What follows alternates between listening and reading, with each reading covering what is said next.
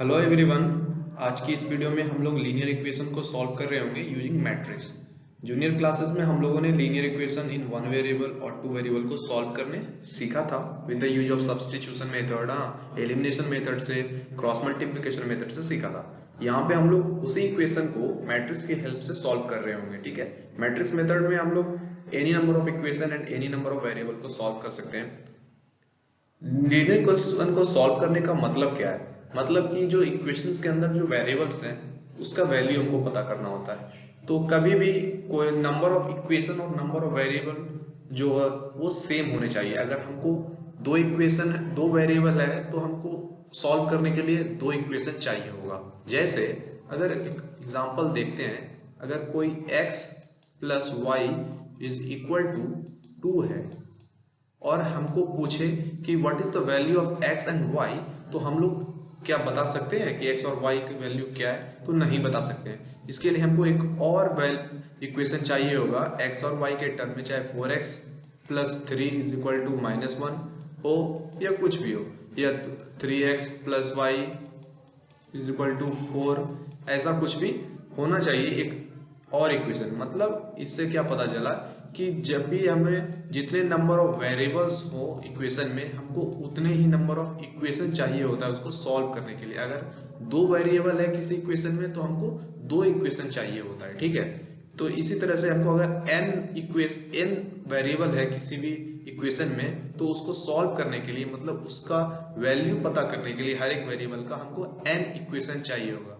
तो इसीलिए हम लोग n लीनियर इक्वेशन को सॉल्व कंसिडर करते हुए चलते हैं। और यहाँ पे n अननोन है। अगर इस इक्वेशन की बात करें, फर्स्ट इक्वेशन को, तो देखते हैं इसमें a11 एक कोएफिशिएंट है x1 का, जहाँ पे x1 एक वेरिएबल है, x2 to xn total n number of variables है यहाँ, और a11 a12 वो उसका एक कोएफिशिएंट है, कुछ भी हो सकता है, जो कि एक नंबर हो सकता है, स्केलर नंबर। तो ये n नंबर ऑफ इक्वेशंस है। ठीक है, तो इसको हम मैट्रिक्स से सही से सॉल्व करते हैं ये देखते हैं, क्योंकि हम लोगों ने तो पहले पढ़ा था सब्स्टिट्यूट करके या फिर क्रॉस मल्टीप्लिकेशन करके, कम से मैक्सिमम लोग दो इक्वेशन को सॉल्व करते थे जिसमें दो वेरिएबल होता था। यहाँ पे हम बहुत सारे वेरिएबल को सॉल्व कर सकते हैं। तो अगर उसी इक्वेशन को हम मैट्रिक्स के अंदर स्टोर कर लें तो कैसा होगा? जैसे क्योंकि हमको पता है मैट्रिक्स के अंदर हम कुछ भी स्टोर कर सकते हैं, तो हमने क्या किया, जो इक्वेशन था LHS का और RHS का दोनों को स्टोर कर लिया। ठीक है, मैट्रिक्स के अंदर। अच्छा, इस मैट्रिक्स को स्टोर करने के बाद देखते हैं क्या जो LHS में मैट्रिक्स जो ये है, क्या हम इसको दो मैट्रिक्स के मल्टीप्लीकेशन में लिख सकते हैं? तो हाँ, हम लोग लिख सकते हैं। और कैसे लिख सकते हैं? तो ये देखो, इस तरह से हम लोग लिख सकते हैं। इसका प्रूफ भी है, हो सकता है कि अगर हम इसको मल्टीप्लाई करते हैं तो वापस से वही इक्वेशन हमको मिलता है। ठीक है, अब जैसे यहाँ पे देखते हैं a11 टू a11 a12, ये पूरा रो है a1n और x1। अगर हम इसको मल्टीप्लाई करते हैं तो ये वापस से हमको एक इक्वेशन मिल जाता है। ठीक है, वापस से जो प्रीवियस हमारा मैट्रिक्स था वो मिल जाएगा। तो यहाँ इसलिए हम लोग इसको इस फॉर्म में भी लिख सकते हैं। अच्छा, अब ये जो डब्बा वन मिला हमें, जो मैट्रिक्स मिला, इसको हम कुछ भी नाम दे सकते हैं। इसको हम a मान लेते हैं, इसको हम लोग x मान लेते हैं, इसको b मान लेते हैं। तो ये जो a मैट्रिक्स है, इसके अंदर हमारा सारा कोएफिशिएंट है उस इक्वेशंस का, सारे इक्वेशंस के कोएफिशिएंट का मैट्रिक्स बना है। और ये जो x मैट्रिक्स है, इसके अंदर सारा वेरिएबल है, जितने भी वेरिएबल थे जो x1 से xn था वो वेरिएबल है। और जो RHS में हमारा मैट्रिक्स b है, जो हमारा इक्वेशंस के राइट हैंड साइड में था। ठीक है, अब आगे बढ़ते हैं। तो इसको हम लोग इसी तरह से हम लोग सॉल्व करते हैं। अब ax इक्वल टू b हो गया। अब क्या होता है, ax is equal to b को अगर हम देखते हैं, हमको x पता करना होगा, क्योंकि उस मैट्रिक्स में हमको x ही जानना था। x के अंदर ही सारे अननोन है, सारे वेरिएबल से उसको जानना है। तो हम x को कैसे जान सकते हैं?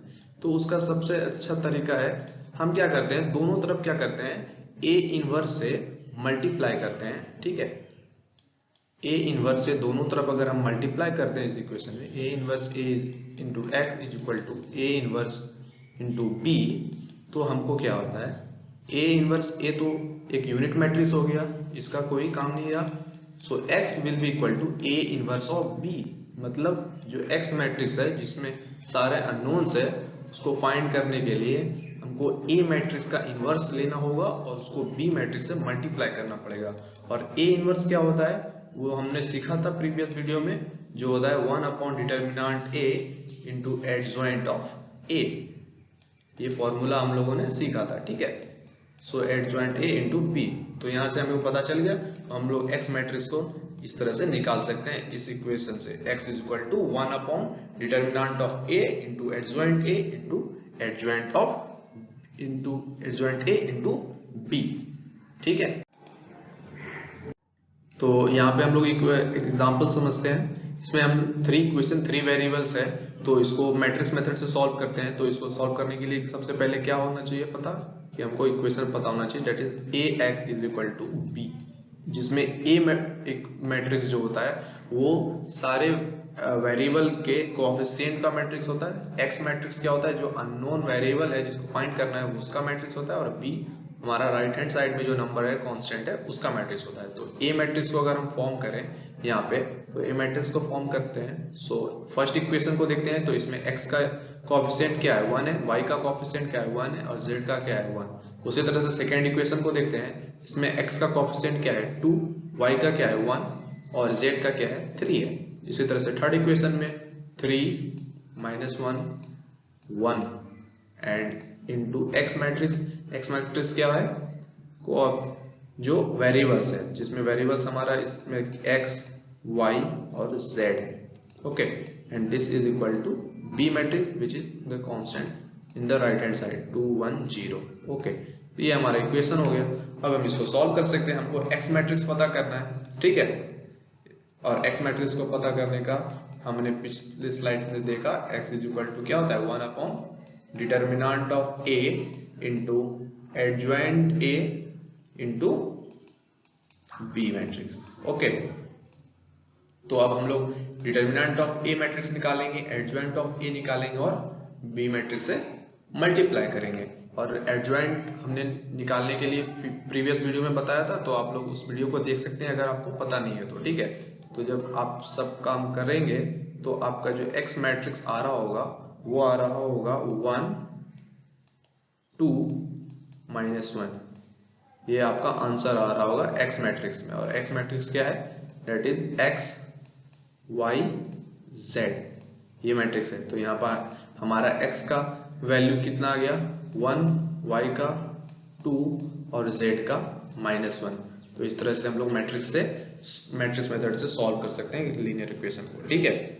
आप इसको वेरीफाई भी कर सकते हैं। आप लोग सिंपल जो क्लास 10th में सीखा था सब्स्टिट्यूशन मेथड से या एलिमिनेशन मेथड से सॉल्व करने के लिए, आप वेरीफाई भी कर सकते हैं कि क्या ये वैल्यू आ रहा है या नहीं।